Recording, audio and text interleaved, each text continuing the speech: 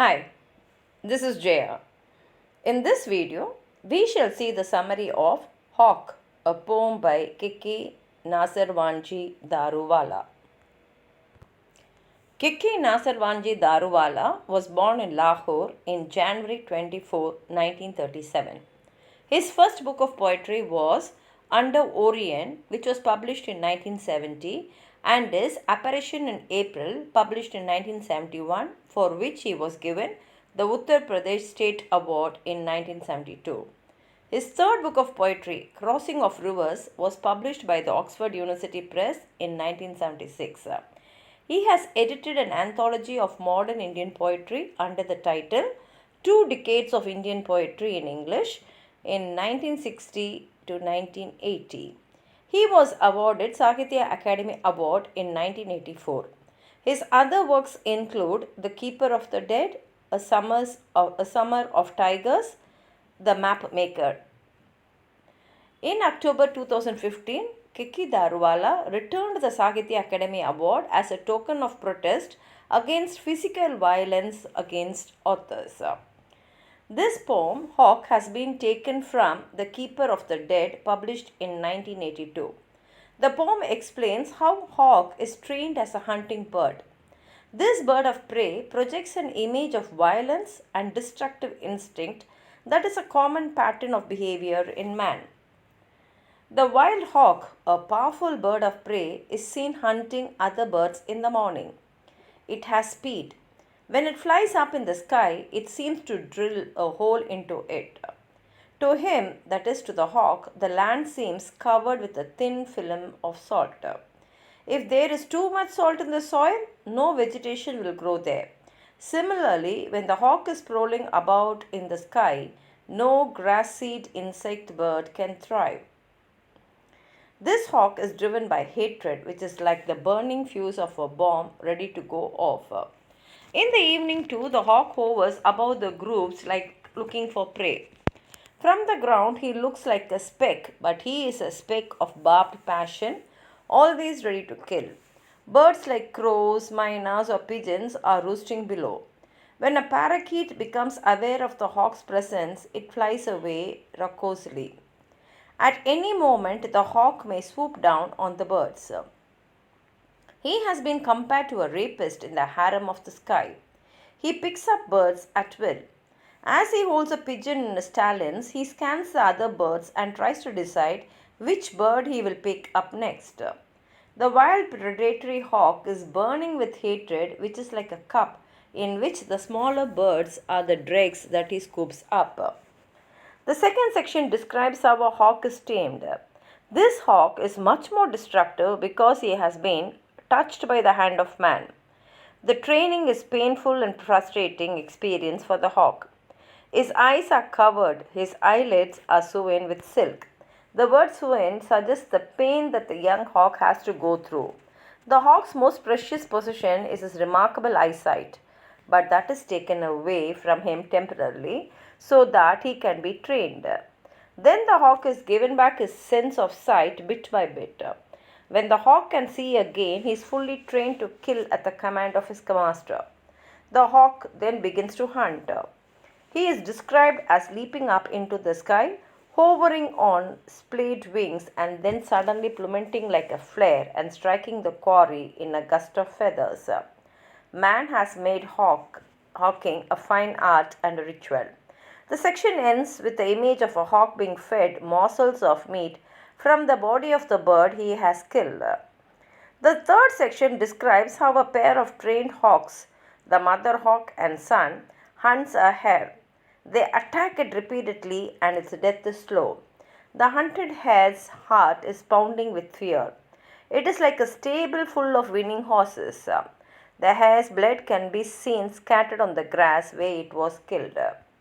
In the final section, the hawk himself is telling the story. He begins by saying that he has no memory of the time when he was stolen from the eyrie. The only thing he remembers is the leather disc that was put on his eyes. He mentions the painful stitching of his eyelids. But now the hawk is trained. He is learning how to spot the birds he has to kill.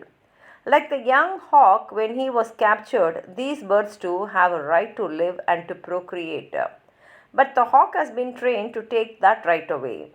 In the closing lines of the poem, the hawk tells us how he feels when he hunts other birds.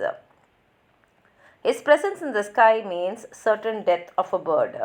In the concluding two lines, the point of view changes from that of a hawk to a dove's. There will be a drought, and instead of rain, the doves will find hawks raining down on them. Now let's read the poem. I saw the wild hawk king this morning, riding and ascending wind as he drilled the sky. The land beneath him was filmed with salt. Grass seed, insect, bird. Nothing could thrive here. But he was lost in the mountain of his own gyre, a frustrated parasite on the kill. The fuse of his hate was burning still. But in the evening he hovered above the crows, a speck of barbed passion.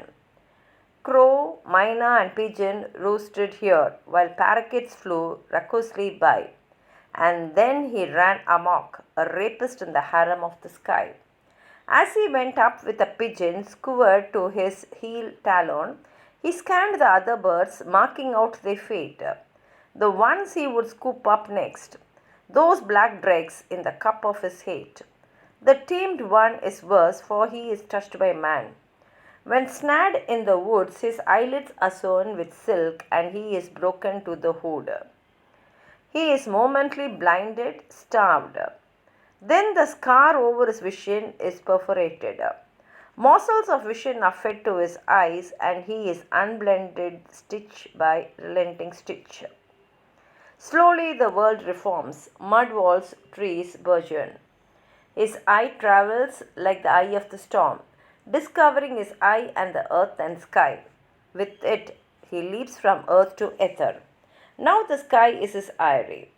He ferocious floats on splayed wings, then plummets like a flare, smoking, and then a gust of feathers proclaims that has struck. The tamed one is worse, for he is touched by man. Honking is turned to ritual, the predator's passion honed to an art.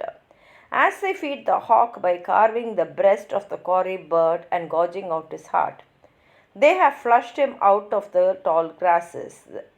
The hare hunted now in pairs by mother hawk and son.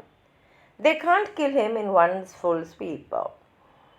But each time the talons cart away a patch of ripped fur.